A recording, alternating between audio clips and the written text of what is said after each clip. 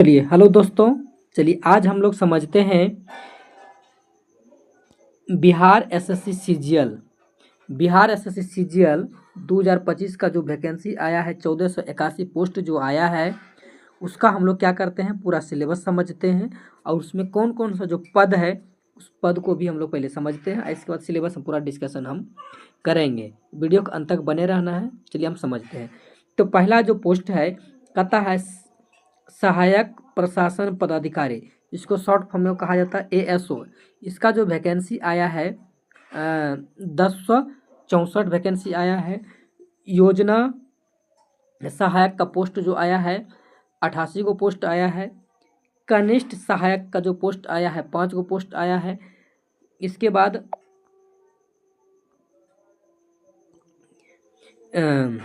Data entry operator जो grade C में है वो एक पोस्ट आया है। इसके बाद अंकेक्षक जिसको बोलते हैं निबंधन या सांख्यिकी विभाग, टोटल 125 पोस्ट आया है। इसके बाद अगला आया है जो कहता है सहायक या जिसको बोलते हैं सांख्यिकी या सांख्यिकी विभाग, इसका जो पोस्ट आया है 198 को पोस्ट आया है। ये तो इसमें पोस्ट का बात हो गया, पद का नाम हो गया। लेकिन आगे चलते हैं एग्जाम पैटर्न। तो एग्जाम पैटर्न में क्या होगा, आपको यहाँ पर दो एग्जाम होगा। तो एक एग्जाम होगा प्री एग्जाम, एक होगा मेंस। तो यहाँ पर पहले समझते हैं कि प्री का सिलेबस क्या है। तो यहाँ पर जो है तो सब्जेक्ट में जो हम लिखे हैं इसका नंबर ऑफ क्वेश्चन कितना है और मार्क्स कितना मिलेगा।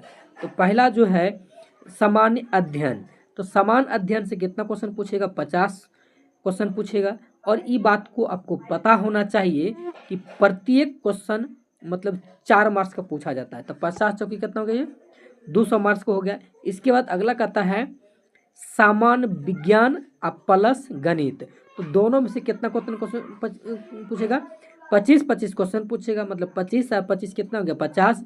और 50 एक क्वेश्चन 4 मार्क्स का, तो 50 चौकी 200, ये भी कितना हो गया, 200।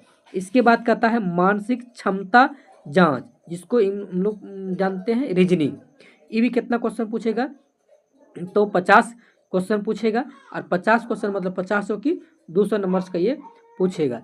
अगर बात बोलेंगे तो टोटल क्वेश्चन हो गया कितना, 150 क्वेश्चन हो गया।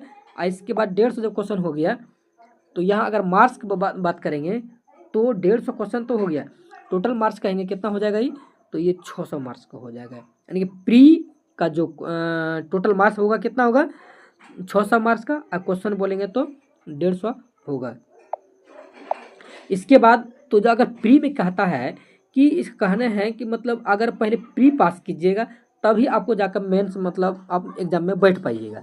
तो प्री में पास होने के लिए कितना मार्क्स होना चाहिए, अगर आप जनरल कैटेगरी से है तो मतलब 40 मार्क्स होना चाहिए। पिछड़ा वर्ग से है तो 36.5 होना चाहिए। अति पिछड़ा वर्ग से है तो 34.5 से होना चाहिए। अनुसूचित जाति या जनजाति से है तो 32% होना चाहिए। महिला में है, कोई भी कैटेगरी महिला है तो आपको 32% होना चाहिए। इसके बाद दिव्यांग भी है तो कितना आपको लाना होगा, 32% होना। मतलब ये पास होने के, ये जो टोटल है ये जो पास होने की क्राइटेरिया है, मतलब इतना इतना परसेंटेज का मार्क्स लाइएगा तभी आप मतलब पास कर पाइएगा। तो जब प्री पास कीजिएगा तब आपको आएगा कहाँ पे, तब आएगा ऑप्शन मेंस में बैठने का। तो यहाँ पर जो है मेंस में क्या हो जाता है, दो पेपर हो जाता है। मेंस में कितना पेपर होगा, तो 2 पेपर होगा। तो पहला पेपर होगा इसको हिंदी होगा। हिंदी कितना होगा, 100 मार्क्स का एग्जाम होगा। आप टोटल 100 मार्क्स का जो एग्जाम होगा क्वेश्चन, तो एक क्वेश्चन मिलता है 4 मार्क्स, तो ये कितना हो जाएगा, टोटल हो जाएगा 400। इसके बाद पेपर 2 में आएगा, सेक्शन में से जीके हो गया, जीएस हो गया, मैथ हो गया, रीजनिंग हो गया, ये सब आता है पेपर 2 में। तो यहाँ का जीके का जो क्वेश्चन आएगा फिर 50 आएगा। जीएस और मैथ ये कितना होगा, 25 क्वेश्चन मतलब 50 क्वेश्चन आएगा। टोटल मार्क्स कितना होगा, ये भी 200, ये भी 200 हो गया। रीजनिंग जो आएगा ये भी आएगा, टोटल कितना आएगा, 50 ये क्वेश्चन आएगा। आई भी कितना होगा, 200 मार्क्स का हो जाएगा।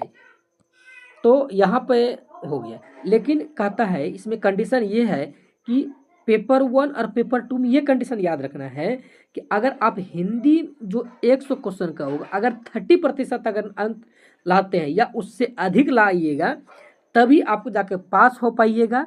और पास होने के बाद ही आपका मतलब पेपर 2 आपका कॉपी चेक होगा।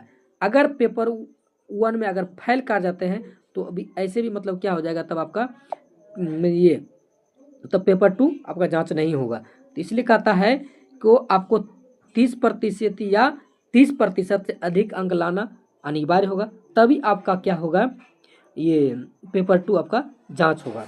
उम्मीद है आपको ये सिलेबस पूरा समझ में आया होगा। अगर समझ में आ गया होगा तो वीडियो को लाइक और शेयर सब्सक्राइब मेरे चैनल को कर दीजिएगा। जय हिंद। मिलते हैं आपको हम नेक्स्ट वीडियो में।